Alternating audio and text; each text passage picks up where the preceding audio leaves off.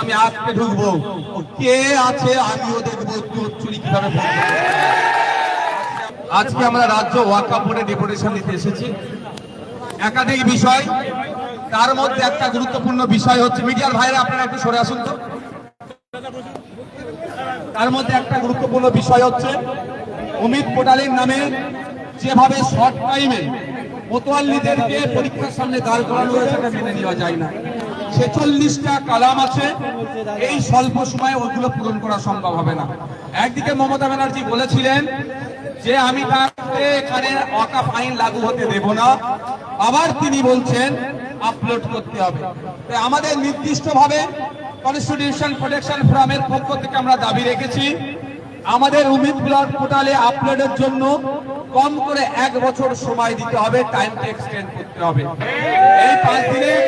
এই 5 দিনে সম্ভব নয়। দ্বিতীয়ত আমরা যে দাবি রেখেছি, আমাদের এই ফোরামের পক্ষ থেকে যে সরলীকরণ করতে হবে, যে পেপারগুলো চাইছে, 46 ধরনের ডকুমেন্টস চাইছে, সেটা ইচ্ছাকৃতভাবে তারা ডিস্টার্বে ফেলার জন্য অন্যায়ভাবে মুসলিম সম্প্রদায়ের পূর্বপুরুষের শুধু রেখে যাওয়া নয়, আপনারা জেনে রাখুন এই ওয়াকফ সম্পত্তি অনেক, এই ওয়াকফেও সম্প্রীতির বার্তা বহন করে। অনেক আমার নন মুসলিম ভাইরাও কিন্তু মুসলিমদের স্বার্থে সম্পত্তি ওয়াকফ করে গিয়েছে। তারা যে সম্পত্তিগুলো দিয়েছে বা মুসলিম সম্প্রদায় যে সম্পত্তি পূর্বপুরুষরা দিয়েছে, সেটাকে দখলের অপচেষ্টা চলছে। আমরা এটা মেনে নিতে পারি না।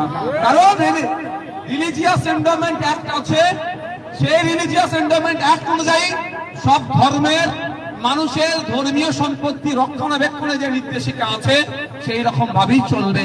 শুধুমাত্র মুসলিম হওয়ার জন্য, মুসলিম ধর্মের অনুসারী হওয়ার জন্য তারা তাদের ধর্মীয় সম্পত্তি রক্ষণাবেক্ষণ করাটা কেন্দ্র সরকার যদি তার সংখ্যার জোর দেখিয়ে সংবিধানের একাধিক ধারাকে আক্রমণ করে নামানোর চেষ্টা করে, তাহলে আমরা সেটা মেনে নেব না, আমরা মানতে পারি না।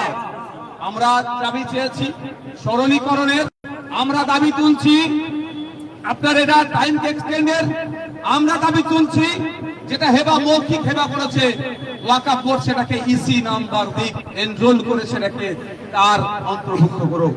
আমরা দাবি তুলছি যে ওয়াকফ বোর্ডে যে ঘুঘুর ভাষা হয়েছে, দুর্নীতি হয়েছে, সেই দুর্নীতিগুলোকেও বন্ধ করতে হবে। বন্ধুগণ, আমাদের প্রতিনিধিদের পক্ষ থেকে ডেপুটেশনে যাব। আমি সচরাচর কিন্তু কোনো ডেপুটেশনে যাই না, কিন্তু আমি আজকে যাব ব্যাটাগুলো কাজ করে। আপনারা জানেন আমি কিন্তু ডেপুটেশনে যাই না, আমি বক্তব্যের জায়গাতেই থাকি, কিন্তু আমি আজকে ঢুকবো, কে আছে আমিও দেখবো চুরি কিভাবে।